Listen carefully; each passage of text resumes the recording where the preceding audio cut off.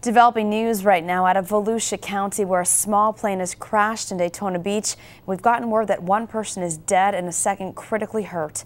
This happened at the Daytona Beach International Airport, and that's where we find News 13's Nick Vincent. So, Nick, we're starting to find out more about who these two people were inside that plane. Tell us if you would. Well, we know the 45-year-old who was critically injured was taken to a local hospital. We also know that there was one other relative of his that was inside of the plane. We don't exactly know who that is at this time. That's something that investigators are working to find out. But you take a look, the other thing that's going on right now is investigators are trying to find out exactly what went wrong with the plane. You can see the amount of damage that's been done to it, how it's tipped over on its side, but you notice one thing, it never caught on fire at any time. Now, what authorities have determined is that around 9 o'clock, the plane took off from the Daytona Beach Airport.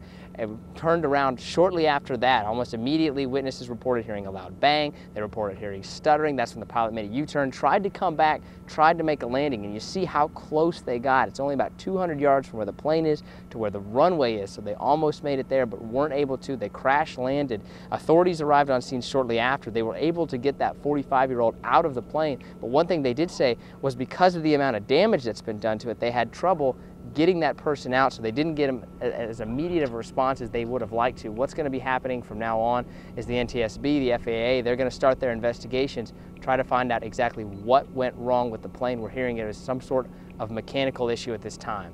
Allison? So, Nick, we know it's an Aero Commander Model 500 twin-engine aircraft. That's what it was, but we do know also that it's not affiliated with a training center, right?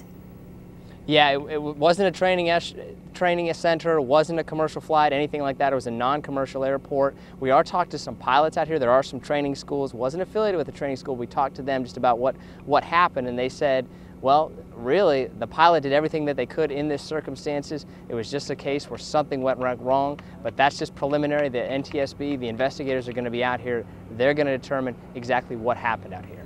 All right, News 13's Nick Vincent reporting from Daytona Beach. Nick, thank you.